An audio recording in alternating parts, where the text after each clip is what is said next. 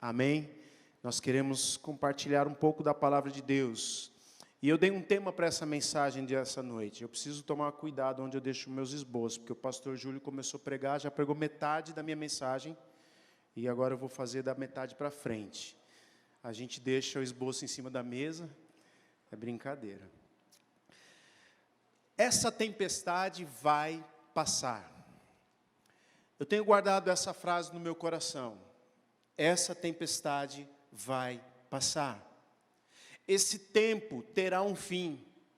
Este momento de incerteza que todos nós estamos passando, alguns mais aflorados, outros menos aflorados, alguns na questão da saúde, alguns na questão familiar, outros na profissão, no trabalho, no comércio, na indústria, nas mais diversas áreas. Esse tempo terá um fim. E a palavra de Deus nos afirma isso. Haverá um tempo, conforme diz o profeta Isaías no capítulo 61, no verso 4, aonde nós reconstruiremos as velhas ruínas, restauraremos como homens e mulheres de Deus antigos escombros, renovaremos as cidades arruinadas que foram devastadas por esse tempo mau. Essa palavra está sobre nós, igreja do Senhor Jesus. Mas o que é tempestade? Porque eu estou afirmando para você que essa tempestade vai passar. Tempestade, no dicionário bíblico, é uma perturbação atmosférica violenta. É uma chuva forte, fora do comum, vento, trovões, raios. E quando nós fazemos uma simbologia sobre esse significado da tempestade, com esse momento que nós todos estamos vivendo, que nosso mundo está vivendo, sem dúvida alguma, essa Covid-19 é uma das maiores tempestades dos últimos séculos que aconteceu com a humanidade e está acontecendo. É inegável que a nossa geração já foi marcada por esta pandemia. Nós sabemos que a solução virá, sabemos que haverá um fim nessa tempestade, mas nós não podemos negar de maneira alguma que essa geração já está marcada por essa pandemia. Marcas profundas, marcas talvez inimagináveis que nenhum de nós poderíamos esperar. Só por aquilo que a gente já percebeu. E os especialistas, aqueles que estão estudando esse tempo, apontam, nós viveremos muitas mudanças, por exemplo, nos urbanismos das grandes cidades. Teremos uma nova forma de consumir cultura.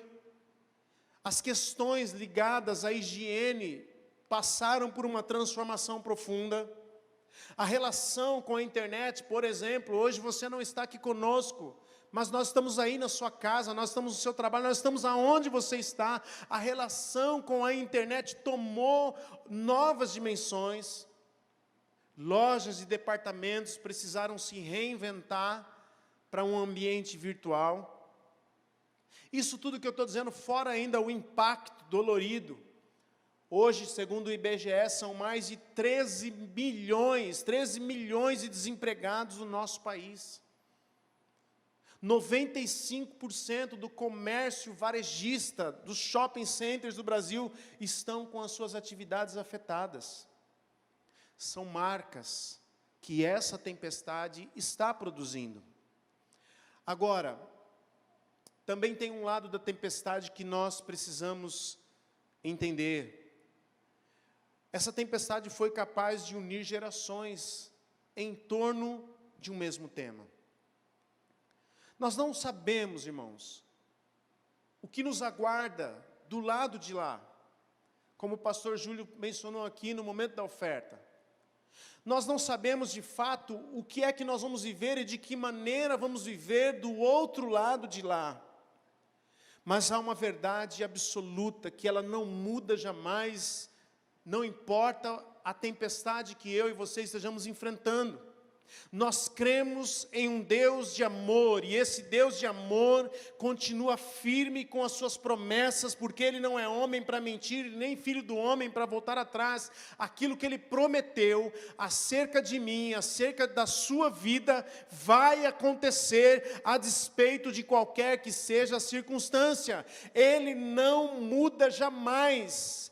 Hebreus capítulo 13, verso 8 diz: Jesus Cristo é o mesmo ontem, é o mesmo hoje e será o mesmo para todos sempre. E esta é a palavra na qual nós firmamos a nossa vida, mesmo dentro de uma tempestade. A tempestade vai passar. Eu quero ler esse texto de Lucas capítulo 8, verso 22, diz assim: certo dia, Jesus disse aos seus discípulos: vamos para o outro lado do mar. Assim, entraram num barco e partiram, e durante a travessia, Jesus caiu no sono. Olha só Jesus. Logo, porém, veio sobre o mar uma forte tempestade. O barco começou a se encher de água, colocando-os em grande perigo. Os discípulos foram acordá-lo, clamando e dizendo: Mestre, Mestre, vamos morrer. Quando Jesus despertou, repreendeu o vento e as ondas violentas, a tempestade parou e tudo se acalmou. Então eles perguntaram entre si, dizendo: quem é este? Quem é este homem? Quando ele ordena, até os ventos e o mar lhe obedecem. Todos nós talvez já lemos essa história no momento da nossa caminhada com Cristo. Se você ainda não caminha com Cristo, provavelmente você já ouviu essa história da tempestade. Jesus e seus discípulos, depois de um longo dia de ministração, depois de um dia de milagres, depois de um dia de grandes realizações, de sinais, de prodígios, de maravilhas, Jesus e os seus discípulos partiram para o outro lado do lago. Quem sabe, talvez, em busca de um momento de descanso, de um momento de refrigério, de um momento de viver um renovo por causa de um grande dia de exaustão. Mas diz a história que no meio dessa travessia, surge uma grande tempestade. Eu não sei se você sabe, mas o Mar da Galileia, que ficava ali em Decápolis, estava entre essa região que Jesus pede para que os discípulos atravessem. Uma região que os judeus não frequentavam muito, porque era uma região dos gentios, e os judeus não se davam muito bem com os gentios, não se misturavam. Mas foi ali, do outro lado, quando eles atravessam a tempestade, que algo sobrenatural acontece na vida de um homem, um milagre. Talvez essa história possa nos dizer várias coisas. Talvez essa história seja para nos dizer hoje à noite que é do outro lado, é logo ali que nos aguarda um milagre sobrenatural de Deus. É depois dessa tempestade que Deus tem algo novo para fazer na história do seu povo, na história da igreja, na história de todos aqueles que reconhecem a Jesus como seu Senhor e Salvador. É depois da tempestade que vem a bonança. É depois da tempestade, é do outro lado que Deus tem algo preparado para você. Sabe, irmãos, nós temos aprendido nas Escrituras Sagradas que o primeiro passo para você começar a enfrentar uma tempestade, para você começar a crer que depois da tempestade tem algo novo para você, se chama sair da negação. O que é sair da negação? A primeira coisa é você começar a encarar o problema que há de fato. Nós não queremos, como igreja do Senhor Jesus, pregar para você: olha, fique em paz, está tudo bem, olha, nada vai acontecer, talvez ninguém da sua família vai falecer, você não vai ficar doente, o crente nunca vai passar por problema, o crente não vai ser demitido, o crente não. Nós não queremos ter um espírito de negação. A tempestade é real, e nós sabemos que ela é real. Muitos da nossa comunidade estão sentindo ela quando perderam os seus empregos. Muitos na nossa comunidade estão sentindo quando tiveram que se despedir dos seus entes queridos. Muitos da nossa comunidade estão sentindo temor emocional pela tempestade que está causando tudo isso. Mas nós não queremos negar. E não negar o que está acontecendo é o primeiro passo para que nós nos levantemos para encarar essa tempestade. Porque quando nós estamos passando por dias difíceis, com duras consequências, entenda uma coisa nessa noite, em nome de Jesus: sentir a dor, sentir a dificuldade que você está passando, a dificuldade, não significa que você está desistindo das promessas de Deus. Chorar não significa que você está deixando de crer no plano de Deus. Talvez ficar preocupado com o dia de amanhã não significa que você está esquecendo-se de um Deus que tem promessas para a sua vida. Não. Significa tão somente que você não está negando a tempestade, que você não está negando o fato que está acontecendo nesse momento.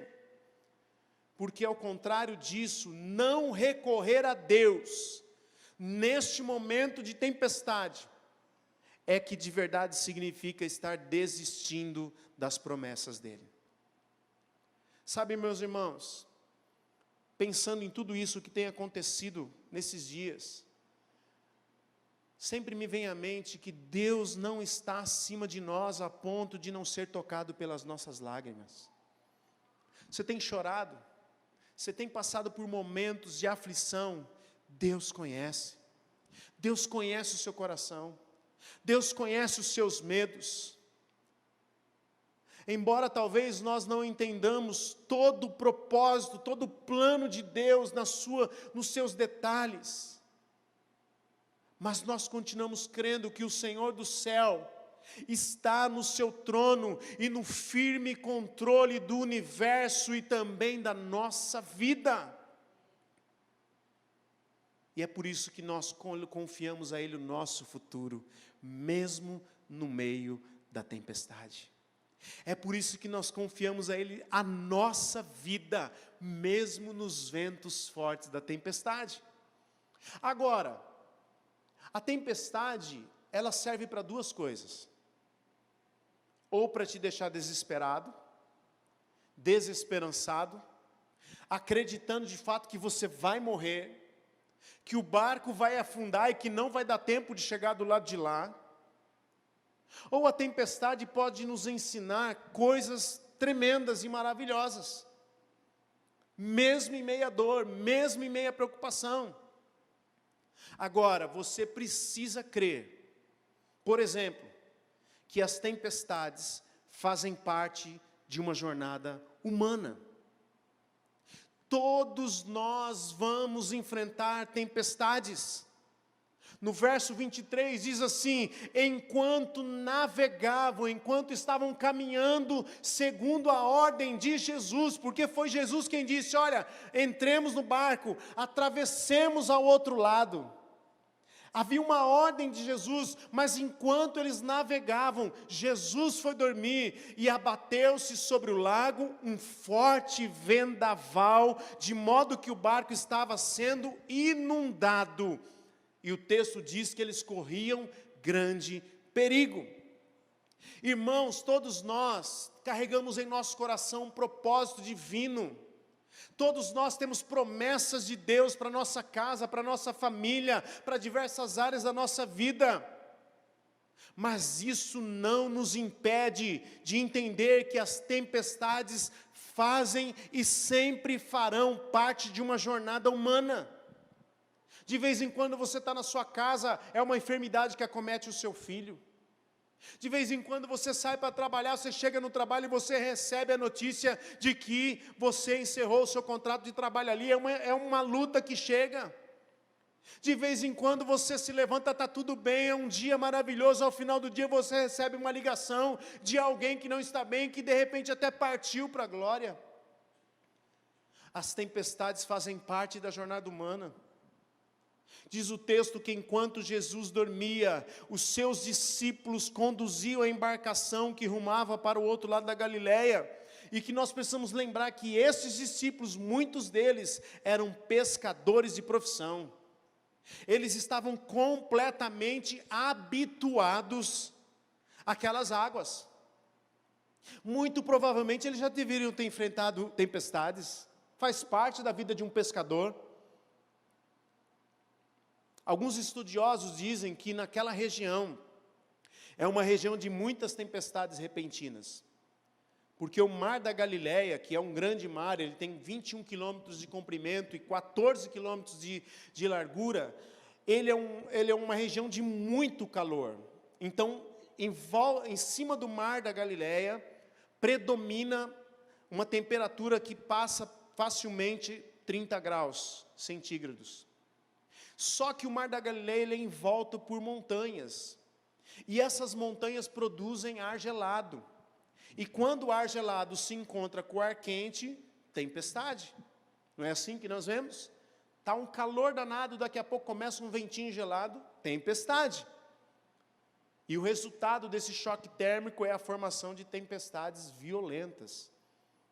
Tudo indica que esse era exatamente o cenário no momento em que Jesus está com seus discípulos no barco. A noite havia caído, havia uma ordem de Jesus, havia uma ordenança, olha, vamos para o outro lado, mas no meio do caminho, uma tempestade. Quando a tempestade chega à nossa vida, nós precisamos entender que elas fazem parte da vida. Nós nunca queremos enfrentar tempestades. Ninguém acorda de manhã falando assim, nossa, eu queria tanto passar por uma tempestade hoje. Uma tempestade hoje ia cair tão bem, né? Ninguém quer fazer isso. Uma tempestade hoje ia me deixar tão com sentimento assim de super-herói. Ninguém. A gente quer viver a bonança.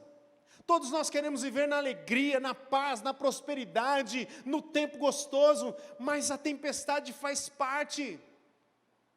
Agora, quando a tempestade chega, o que é que nós precisamos entender? Talvez nós precisamos entender as palavras do Evangelho de João, no capítulo 16, verso 33, quando o próprio Jesus disse, olha, eu lhes digo essas coisas para que em mim vocês tenham paz. Neste mundo vocês terão aflições, sim, contudo, tenham bom ânimo, porque eu venci o mundo e vocês vencerão também.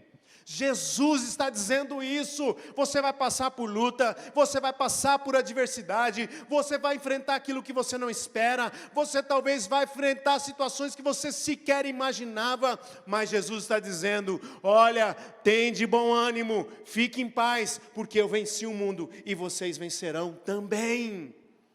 A tempestade vem nos levar a grandes vitórias. Jesus nunca prometeu nos livrar das tempestades, mas nos livrar em meio a elas, nos conduzir em meio a elas, estar no barco da nossa vida enquanto nós enfrentamos a tempestade.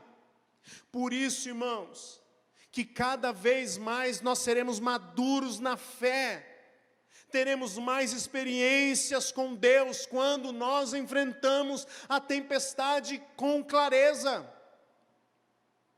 Quando nós entendemos que a tempestade vai passar, e quando ela passar, o que é que ela vai deixar na minha vida? Amargura, ressentimento, tristeza, abandono de sonhos, de perspectiva, ou quando essa tempestade passar, eu estarei chegando do lado de lá, onde o milagre está me esperando. Quando essa tempestade passar, eu serei um homem melhor, eu serei uma esposa melhor, terei uma fé mais amadurecida. Quando essa tempestade passar, eu estarei preparado para viver o milagre de Deus na minha vida. É isso que Deus está nos ensinando em meio a essa tempestade. Agora, a segunda coisa, você precisa acreditar que as tempestades nunca serão maiores que o poder de Deus. Aleluia! Nenhuma tempestade será maior que o poder de Deus. No meio da angústia, no meio da tempestade, os discípulos vão até Jesus, desesperados: Mestre, mestre, nós vamos morrer. Eu fico tentando imaginar essa cena. Jesus acordando, num sossego, numa paz. Ele se levanta, diz o verso 24 e 25, ele repreende o vento, ele repreende a violência das águas, e tudo se acalma e fica tranquilo. Os discípulos, admirados e amedrontados, perguntam uns aos outros: quem é este que até os ventos e as águas lhe obedecem? Quem é este? O Senhor Todo-Poderoso. Irmãos, não existe nada que está acontecendo hoje no mundo que seja surpresa para o nosso Deus. Não existe nada que está acontecendo no mundo neste momento que seja surpresa para o Deus diante de quem nós estamos nesta noite. Esse mesmo Jesus em 28:18, num outro texto, ele diz assim: foi-me dada toda a autoridade nos céus e na terra, todo domínio está nas mãos de Deus. O Senhor não perdeu o controle para essa doença maldita que está aí. O Senhor não perdeu o controle porque não tem vacina. O Senhor não perdeu o controle porque agora tem uma nova variante do vírus. Não, Deus é maior do que toda tempestade. Essa deve ser a nossa crença diária de verdade. Quando você se levanta pela manhã, a sua crença não pode ser estabelecida pelas notícias da internet, pelas notícias do jornal, por aquilo que o governador falou, por aquilo que falou o ministro, por aquilo que falou o A, o B, o C, o D. Não, a sua crença está baseada neste Deus que tem toda a autoridade nos céus e na terra, e Ele continua sendo o mesmo hoje. Nós precisamos crer nisso, igreja. Você que me ouve hoje, talvez você nunca tenha conhecido a Cristo, talvez você nunca tenha entregado sua vida a Jesus, mas creia, existe um Deus que tem um poder maior do que todas as coisas nessa terra. Agora, se você crê nisso que eu estou dizendo para você hoje à noite, neste lugar, há uma palavra sobre a sua vida que está lá em Marcos, capítulo 16, verso 17 e 18, que diz: estes sinais acompanharão aos que crerem. Jesus está dizendo isso, ele fala assim: olha, em meu nome vocês expulsarão demônios, em meu nome vocês falarão novas línguas, em meu nome vocês pegarão em serpentes, e se beberem algum veneno mortal, não lhes fará mal nenhum, em meu nome vocês imporão as mãos sobre os doentes, em meu nome eles ficarão curados. Irmãos, nós somos chamados para ser homens e mulheres pelas quais Deus vai operar milagres, sinais, prodígios e maravilhas. Somos homens e mulheres de fé. Quando você ora, algo novo acontece. Quando você clama, os céus se movem mediante ao clamor de um justo. A palavra do Senhor em Apocalipse diz que as nossas orações são derramadas na presença desse Deus.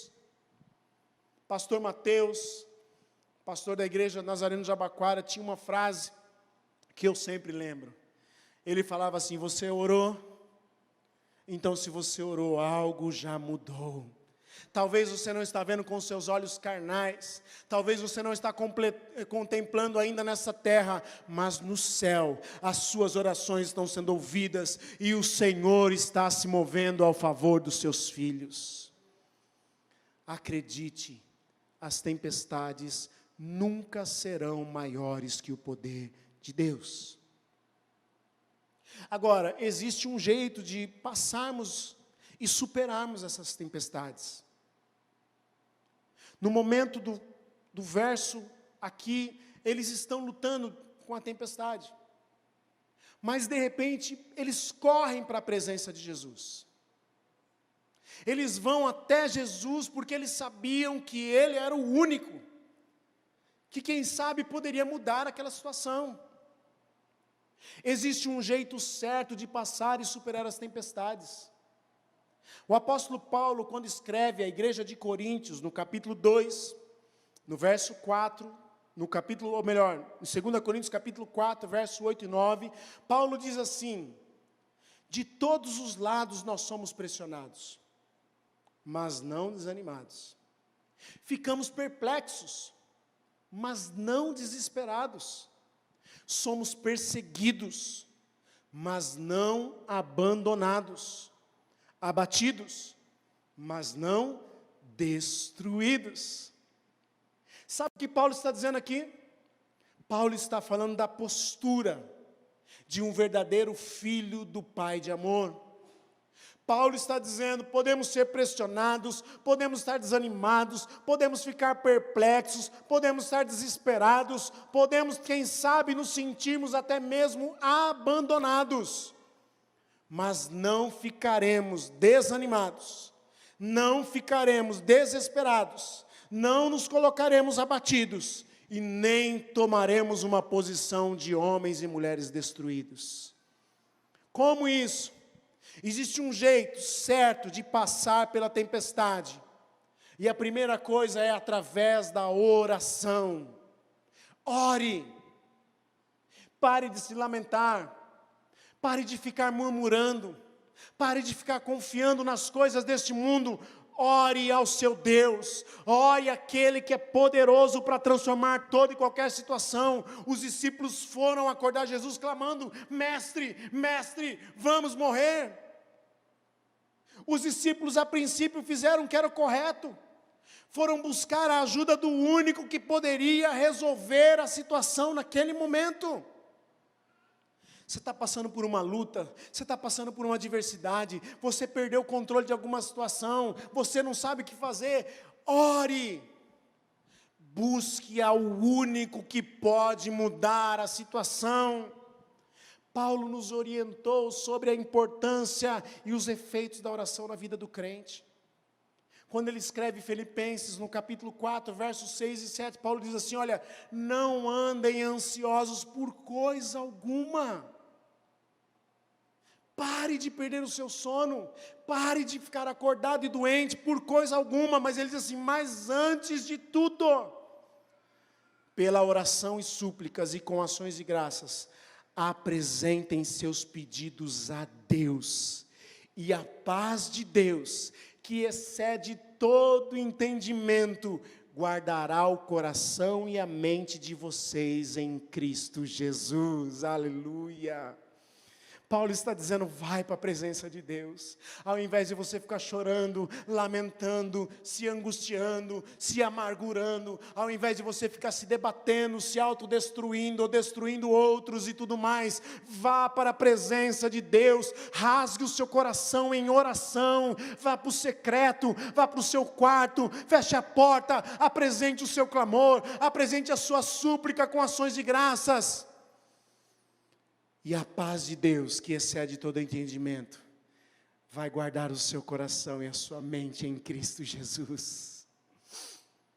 Uma vida de oração toca a grandeza e gera o extraordinário de Deus. Max Lucado, um escritor que eu gosto de ler os seus livros, ele diz o seguinte: quando você fala, Jesus ouve. E quando Jesus ouve, o mundo é transformado. Tudo porque alguém orou. A sua voz é importante no céu. Ele o leva muito a sério. Basta um chamado e a esquadrilha do céu aparece. A sua oração na terra aciona o poder de Deus no céu. As orações do céu começam quando alguém ora nesta terra. O sobrenatural de Deus acontece quando você começa a orar. O milagre, aquilo que está aguardando você do outro lado de lá, depois da tempestade, começa a acontecer hoje, quando você começa a apresentar-se diante de Deus em oração. O primeiro jeito certo de passar pela tempestade é orando. Mas há uma outra maneira de passar pela tempestade, que é descansando. Pastor, aí o senhor está forçando a barra. Não estou não. Sabe o que o salmista declara lá no Salmo 4, no verso 8? Diante de uma luta, ele diz assim: em paz me deito e logo adormeço, pois só tu, Senhor, me fazes viver em segurança. O homem pode edificar a sua casa, o sentinela pode guardar a cidade, mas se o Senhor não estiver presente na vida, nada valerá. Sabe de uma coisa, irmãos? Nós temos aprendido nas Escrituras que nós temos autoridade sobre as tempestades nas quais nós conseguimos descansar em Deus. Essa palavra descansar, ela é diferente de preguiça. Essa palavra descansar significado dela é confiar no Deus Criador. É descansar no poder de Deus. É descansar na soberania de Deus. É descansar nos planos de Deus para as nossas vidas. Nada vai acontecer na vida dos filhos de Deus que não esteja preparado pelo Senhor. É esse descansar. O mundo está se acabando. Eu não posso mudar o mundo, você também não, mas eu posso descansar em Deus. Tem coisas na minha vida que eu não consigo mudar, que eu não tenho poder, que por mais que eu me esforce, eu não vou conseguir, porque independe de mim. Talvez você está lutando com uma situação que você não vai conseguir mudar. Talvez você está se desgastando com uma tremenda de uma ansiedade, de um estresse, de uma amargura, de uma depressão, por algo que você não tem controle. O jeito certo de passar por essa tempestade é descanse. Confie no Senhor. Nós temos que saber que há tempestades que vêm do maligno. E nós precisamos discernir isso. Repreender em nome de Jesus. Aqui eu não estou dizendo para você ser passivo, não, mas eu estou dizendo aprenda a descansar no poder de Deus. Porque o outro jeito certo de você passar pela tempestade é aprenda a batalhar as batalhas certas. Irmão, tem batalha que você está batalhando, e Deus está falando assim, não pedi para você batalhar isso. Nesse momento da sua vida é para você descansar. Mas chega o momento certo em que Deus fala assim, agora levanta, porque agora eu vou usar a sua vida. Nós temos que saber que existem tempestades que nós vamos ter que nos levantar para batalhar. Jesus se levantou, repreendeu o vento e a violência das águas. Em Efésios capítulo 6, verso 10 e 12, diz assim, finalmente, fortaleçam-se no Senhor e no seu poder. Fortaleça-se nele. Vistam toda a armadura de Deus, pois a nossa luta não é contra seres humanos, mas contra os poderes e autoridades, contra os dominadores deste mundo de trevas, contra as forças espirituais do mal nas regiões celestiais. A nossa batalha não é contra a carne ou sangue, a sua batalha não é contra alguém, a sua batalha não é contra uma instituição, a sua batalha não é contra o governo, a sua batalha não é contra este vírus, a sua batalha é espiritual. A sua batalha está nas regiões celestiais. É por isso que o apóstolo Paulo diz: fortaleça-se no Senhor e na força do seu poder. Para experimentar essa paz que excede todo o entendimento, às vezes nós precisamos abrir mão de coisas que nós não entendemos, e precisamos simplesmente nos colocar na brecha. Quero terminar essa mensagem dizendo que há uma última coisa: existe um jeito de você passar pela tempestade. Apenas confie. Confie na ordem daquele que diz: vai passar. Fé é a certeza daquilo que eu não vejo, mas que eu sei que Deus tem preparado para mim. É uma convicção que diz a respeito do meu relacionamento com esse Deus a quem eu entreguei a minha vida. Por isso que o salmista, no momento de guerra, de tribulação, no Salmo 71, ele diz assim: pois tu és a minha esperança, ó soberano Senhor, em ti está a minha confiança desde a minha juventude. Desde o ventre materno eu dependo de ti. Tu me sustentastes desde as entranhas da minha mãe, por isso eu sempre te louvarei. Deus já tem um plano para mim e para você, quando nós ainda estávamos no ventre da nossa mãe. Não importa o que você passou até agora, não importa que tipo de circunstância você teve que enfrentar até esse exato momento. Aliás, não importa que tipo de tribulação, de tempestade você está passando agora.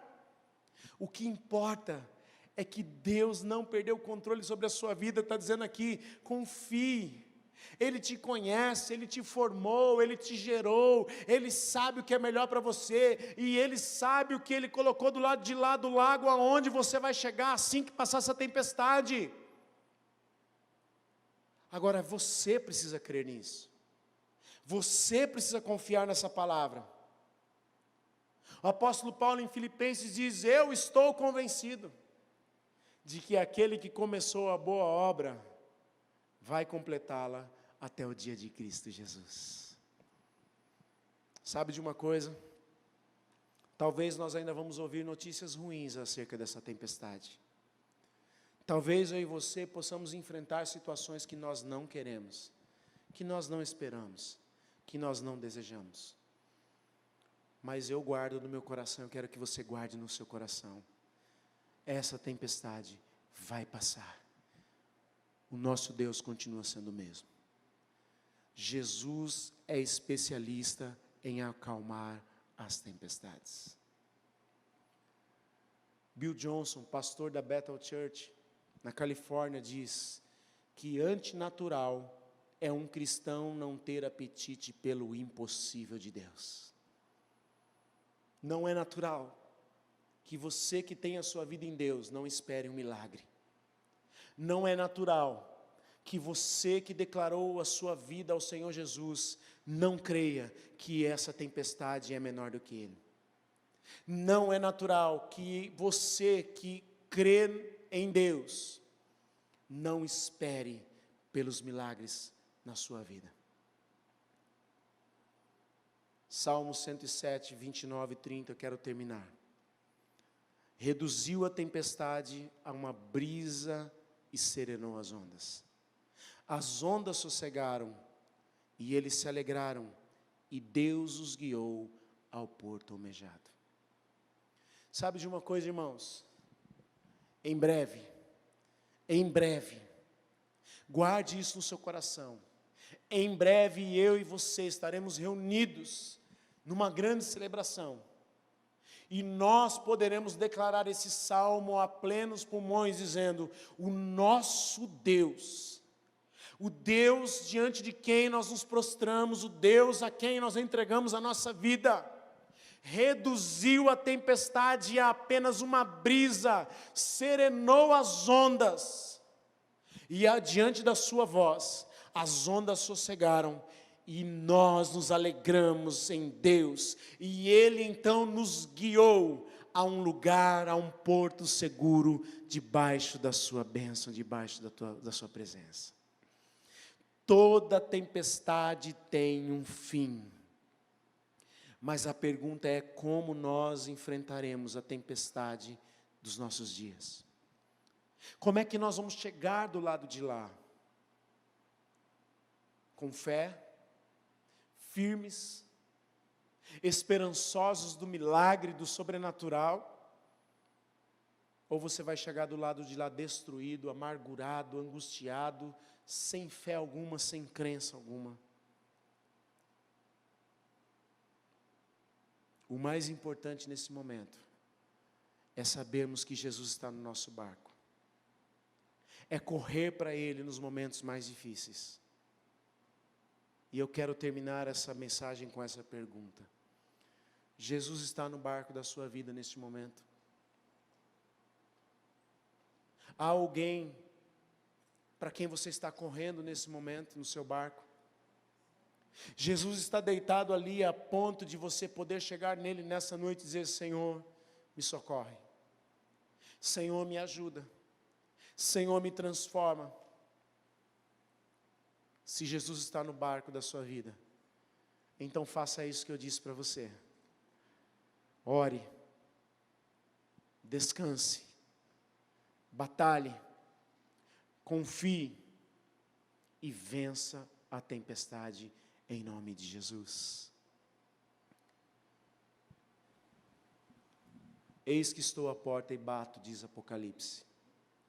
Se alguém ouvir a minha voz nesta noite e abrir a porta, eu entrarei e cearei com ele e ele comigo.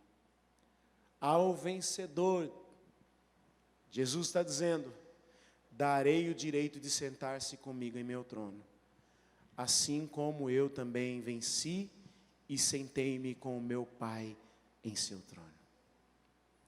Eu queria que você que está aí do outro lado, conectado conosco, se você quer entregar a sua vida a Jesus nessa noite, para que Ele venha estar no barco da sua vida, eu queria que você fizesse uma oração comigo. Aonde você está, feche os teus olhos e ore assim comigo. Diga: Senhor Jesus, nesta noite, no meio dessa tempestade, talvez no meio de um caos em que eu não sei para onde correr, talvez numa noite de tempestade onde eu já tenha perdido a esperança, eu quero receber o Senhor no barco da minha vida. Quero entregar a minha vida ao Senhor Jesus por completo. Quero dizer que a partir de hoje terei Jesus como meu Senhor e Salvador. Quero dizer que a partir de hoje eu vou clamar por esse Jesus. Eu vou correr para a sua presença. Eu vou me colocar sempre diante do Senhor, porque só o Senhor tem a resposta que eu preciso. Só o Senhor tem a esperança que nós precisamos.